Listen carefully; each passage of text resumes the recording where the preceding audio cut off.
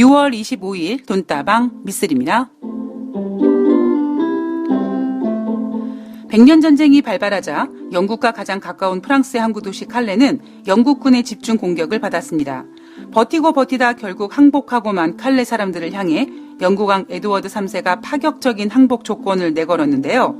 그 제안에 칼레의 갑부와 고위 관료, 부유층 인사 6명이 자신의 목에 밧줄을 걸고 영국왕 앞으로 나왔습니다.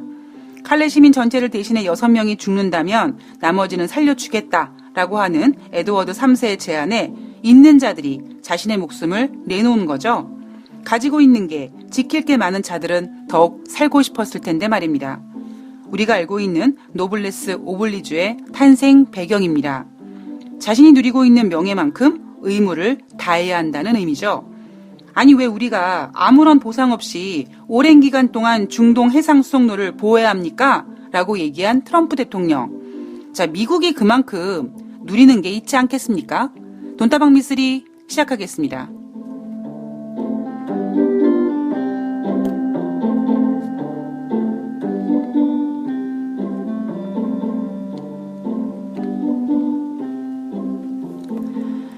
네, 6월 25일 화요일 돈다방 미쓰리 시작하겠습니다. 오늘은 1950년 6월 25일 날 일어난 한국 전쟁, 바로 그 기념일이죠. 1950년에는 6월 25일이 일요일이었다고 하죠. 아마 물론 저도 마찬가지겠지만 요즘 젊은이들 같은 경우에는 와, 1950년 하면 상당히 까마득하게 옛날처럼 느껴졌을 거고요. 그리고 야, 진짜 우리나라에서 전쟁이 일어났었어? 라고 신기해하는 또 젊은이들도 있을 거고요. 저도 70년대생이라 1950년에 일어난 한국 전쟁에 대해서 겪어보지는 못했습니다. 근데 우리 할머니께서 6.25 전쟁을 겪으신 그 이야기를 저 어렸을 때부터 마치 옛날 이야기 해주시듯이 그렇게 저는 많은 이야기들을 듣고 자라왔는데요. 가끔씩 너무 이야기를 많이 듣다 보니까 마치 제가 6.25를 직접 경험한 듯한 그런 착각이 일어날 정도로 실감나는 이야기를 많이 들었습니다.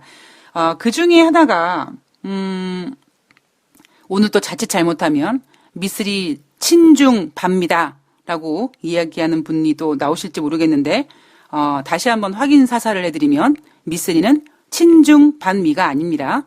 대신에 너 중국이 좋니 미국이 좋니 라고 얘기한다면 그래도 사랑하는 사람이 있는 미국이 좋죠 라고 얘기하고 제 이야기를 좀 풀어나가도록 하겠습니다. 제가 우리 할머니한테 들은 얘기는요. 우리 할머니가 서울 종로에 살고 계셨는데 6.25 전쟁이 나서 피난을 가셨다가 이제 다시 돌아오셨다고 합니다. 돌아오는 길에 동대문 근처에 정말 시체가 이렇게 산더미처럼 쌓여 있었다. 그거를 눈으로 직접 봤다라고 하셨고요.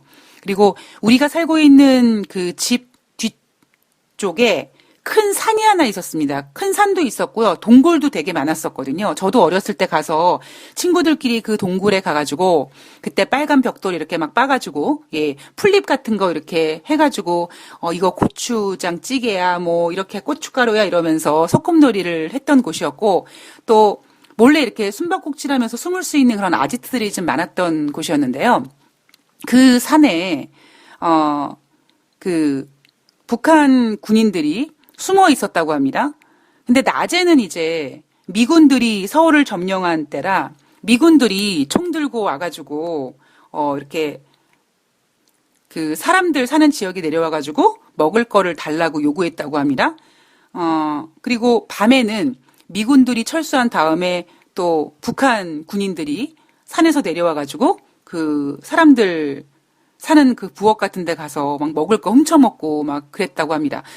그리고 제가 지금도 가끔씩 생각하면서 마음이 좀 찡한 이야기가 뭐였냐면 우리가 전쟁이 나면 많은 사람이 희생되고 많은 것들이 상처 입지만 또 그 중에 하나가 이 여성들이 이 강간당하는 일들이 좀 많잖아요.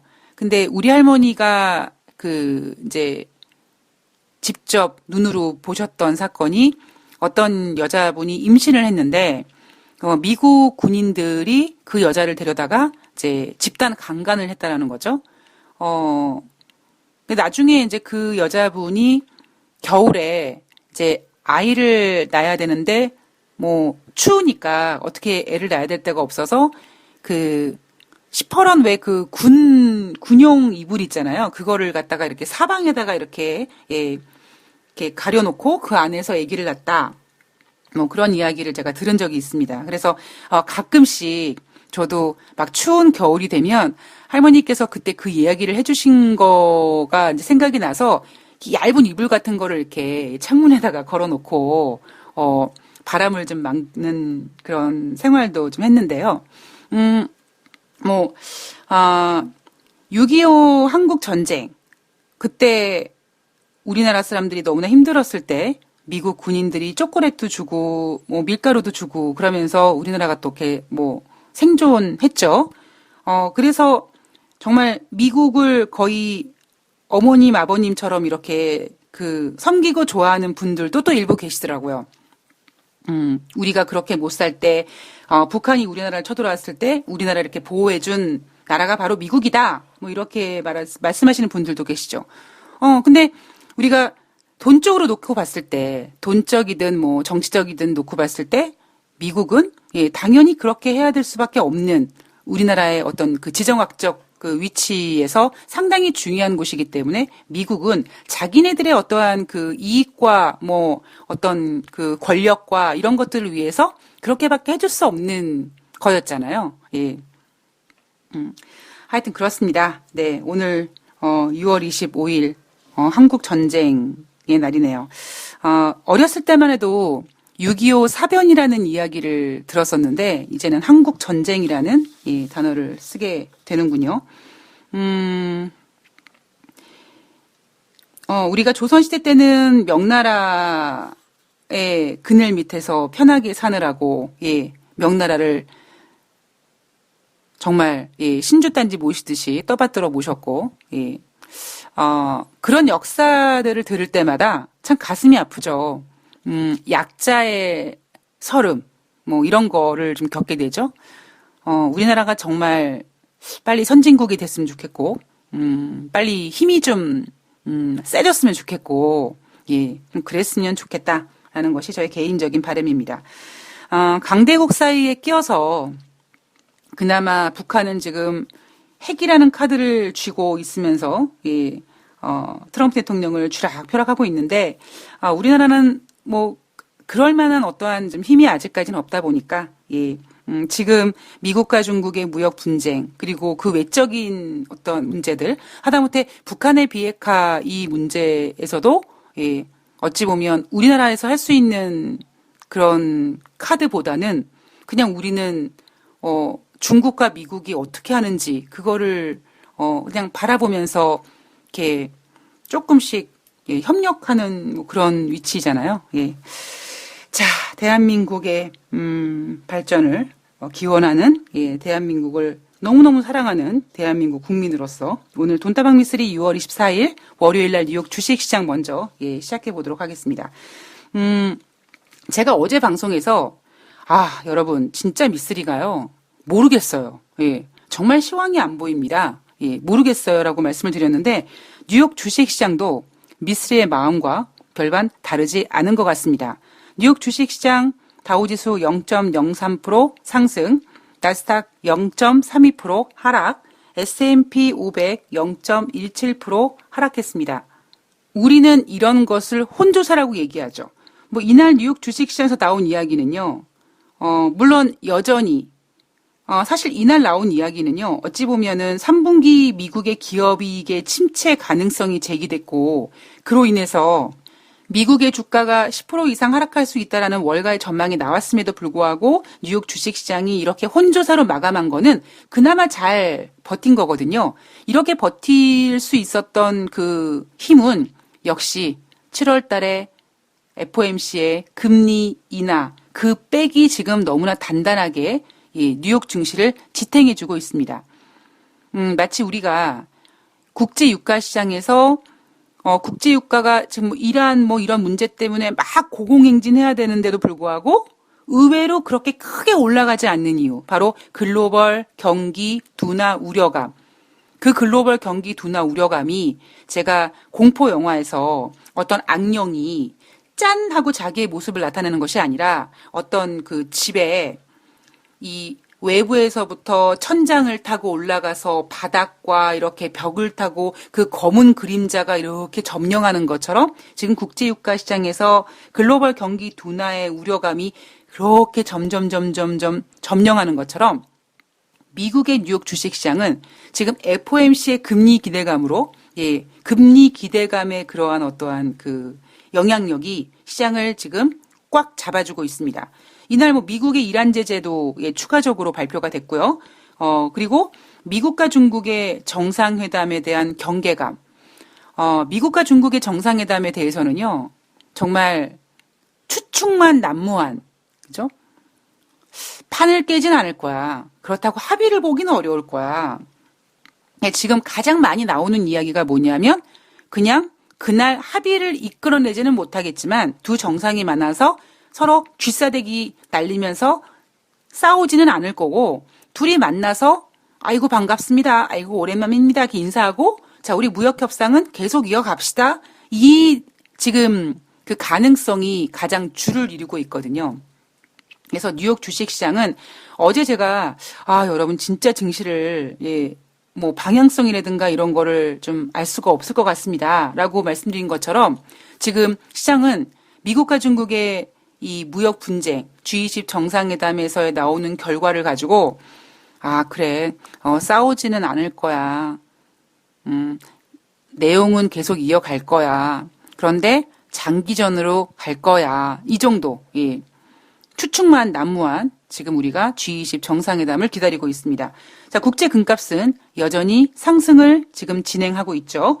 전일 대비 온스당 18.10달러, 1.3% 상승해서 1,418달러로 마감을 했고요. 2013년 8월 이후에 가장 높은 수준이라고 합니다. 자, 국제 유가는요. WTI가 전일 대비 배럴당 47센트, 0.8% 상승해서 57.90달러로 마감을 했습니다. 지난 5월 29일 이후에 가장 높은 수준이라고 하고요.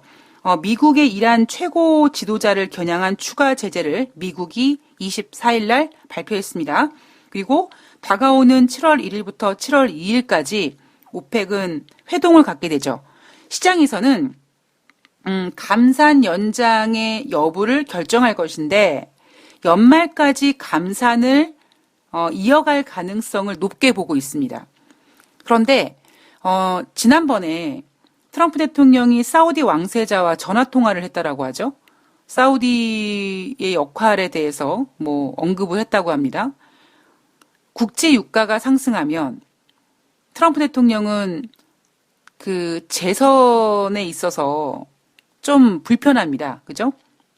자, 그렇다고 우리가 뭐 구더기 무서워서 장 못 담근다고 할 수 없는 것처럼 그렇죠? 구더기 무서워서 장 못 담그냐? 뭐 이것처럼 국제 유가의 상승을 우려해서 트럼프 대통령이 이란을 또 조지지 못하는 것도 또 안 되잖아요. 이란은 이란대로 조져야겠지만 또 국제 유가는 국제 유가대로 잡아야 되고 근데 지금 국제 유가가 얼마 전만 하더라도 50달러 근처까지 떨어졌었는데 지금 지난주 같은 경우엔 국제 유가가 한 주 동안 9% 올라가는 상승을 기록했고요. 이번 주도 마찬가지로 지금 또 월요일 첫날부터 국제 유가가 상승했습니다. 자, 그렇다면 지난번 트럼프 대통령이 사우디 왕세자와 전화통화한 내용이 무엇이었을까? 지금 시장에서는 국제 유가가 150달러까지 갈 수 있다는 전망이 나오고 있고요. 미국과 이란의 긴장감이 사실 이게 쉽게 끝날 수 있는 문제는 아니잖아요. 자, 그렇다면 트럼프 대통령이 지난번에 사우디 왕세자에게 전화통화를 해서 뭐라고 언지를 했다면 사우디 입장에서는 우리 감산을 연장하자라기보다는 지금 하루에 120만 배럴씩 감산하고 있는 거를 좀 축소하자 혹은 그냥 우리 감산하지 말자 정도 이런 이야기를 하면서 국제유가를 좀 이렇게 안정시키지 않을까. 왜냐하면 지금 현재로서는 오펙이 하루에 120만 배럴씩 감산하는 것 자체만으로도 국제유가, 미국과 이란 간의 긴장감 속에서 국제유가 상승에 불을 지피는 역할을 할 수 있거든요. 그리고 여러분들 기억하시겠지만 러시아가 감산에 상당히 부정적인 나라였습니다. 그죠? 아마 지금 미국과 이란 간의 긴장감 때문에 이번에 이 오펙 회의에서 러시아는 이거 봐. 우리 감산하면 안 된다니까 라는 볼륨을 높일 가능성이 있죠. 그래서 미쓰리는 조심스럽게 연말까지 감산을 연장하기보다는 지금 하루에 120만 배럴 감산하는 거를 조금 조정하지 않을까. 뭐 120만 배럴 이하 혹은 아니면은 감산 자체를 없애는 쪽으로 가지 않을까. 또 그렇다기엔 또 그렇게 또 생각하기에는 또 글로벌 경기 둔화 우려감이 또 걱정이 됩니다. 그죠? 그런데 이 오펙은요, 또 이런 것도 생각하겠죠.